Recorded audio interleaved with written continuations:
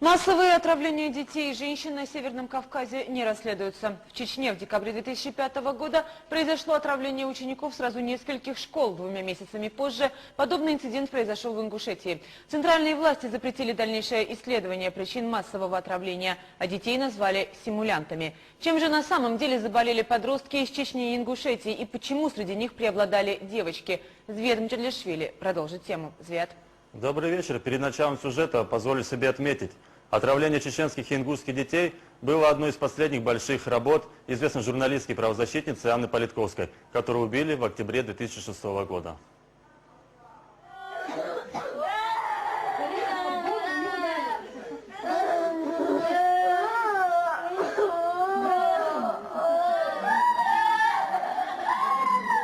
На жутких кадрах чеченские и ингушские дети после массового отравления неизвестным химическим веществом. Это произошло несколько лет назад. Жертвами интоксикации стали более 100 детей и подростков. Многие не излечились полностью до сих пор. Я пришла в школу, и мне там стало очень плохо. И у меня там был мой брат, он посадил меня в машину, я дальше ничего не помню. Первые случаи отравления были зафиксированы в ряде школ Шелковского района Чечни в конце 2005 года. Вскоре после начала учебного года более 90 учеников средних и старших классов почувствовали себя плохо. У детей наблюдались судорожные припадки, онемение конечностей, головные боли, тошнота, рвота, удушье, кратковременные потери сознания. Вначале врачи посчитали отравление пищевым, однако состояние заболевших ухудшалось, и врачи пришли к выводу – детей отравили умышленно. Они сейчас не могут стоять на ногах, идти они не могут, слабость выраженная. В промежутках облегчения тоже прокапали. Да, я туда зашла, и у меня стала голова кружиться. Почему? Ну да, там какой-то запах был, его даже нельзя было описать вообще. Правда, не ясно, кому нужно было отравлять чеченских детей.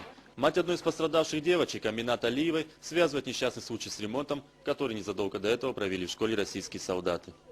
Каникулы были летние, дети отдыхали, а в школе под предлогом того, что охраняют село военные российские войска, они там остановились, в этой школе были. Там провели ремонт, как обычно, перед школой, косметический.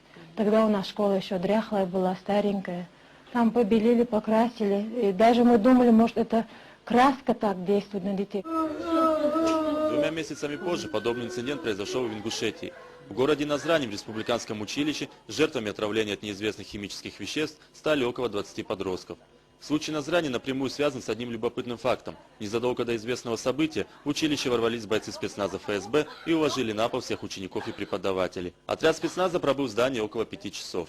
Причина налета так и осталась невыясненной. В правоохранительных органах республики отказались давать комментарии.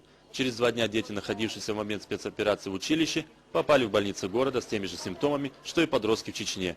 Может показаться странным, и в Чечне, и в Ингушетии жертвами интоксикации становились в основном девочки. Репродуктивная система вполне может быть нарушена, если на организм было оказано воздействие какими-либо химическими или биологическими веществами. После этого девушки не смогут рожать, а если и родят, то плод будет недоразвитым. Доказательств того, что целью массового отравления чеченских и ингушских детей являлось прекращение репродуктивной функции, нет. Но все больше врачей Чечни и Ингушетии приходят к этому выводу. У медиков и северокавказских республик особое возмущение вызывает цинизм высших властей и специалистов из России. То состояние, которое пережили пострадавшие дети, российские врачи характеризовали как массовый психоз с хорошо поставленной симуляцией. Тогда больных чеченских и ингушских девочек назвали актрисами. Это вообще не было похоже ни на какое симулянство. Не может быть, чтобы группа 20-30 человек одновременно играла одну и ту же роль, и так все, наверное, в Москве ГИТИС отдыхать должен, раз тут в Чечне такие актрисы у нас. Случаи воздействия химического оружия на репродуктивную функцию обсуждались в российской прессе не раз. Разнообразные виды современного химического оружия позволяют оказывать пагубное влияние на различные органы и не лишать при этом человека жизни.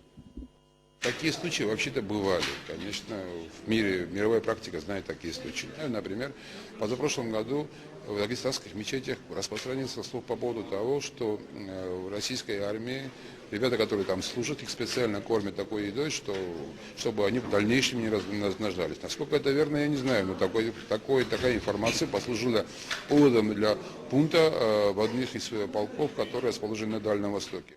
По словам чеченских врачей, случай с массовым химическим отравлением не первый. Летом 2000 года в селении Старые Атаги жители услышали 2 хлопка. В результате на том месте образовался серебристо-фиолетовый столб дыма. Отравились 23 человека. Симптомы, на удивление, похожи на те, которые наблюдались позже у пострадавших детей. Случай в Старых Атагах закончился более плачевно. 3 человека скончались. Спустя несколько лет после массового отравления одной из девушек все-таки удалось родить ребенка. Правда, ребенок родился с патологиями, несовместимыми с жизнью. Буквально спустя несколько дней ребенок скончался. На этом у меня все. Екатерина. Спасибо, Звиат. Я напомню, это был Звиат Чадлишвили о необычном отравлении в Чечне и Ингушетии.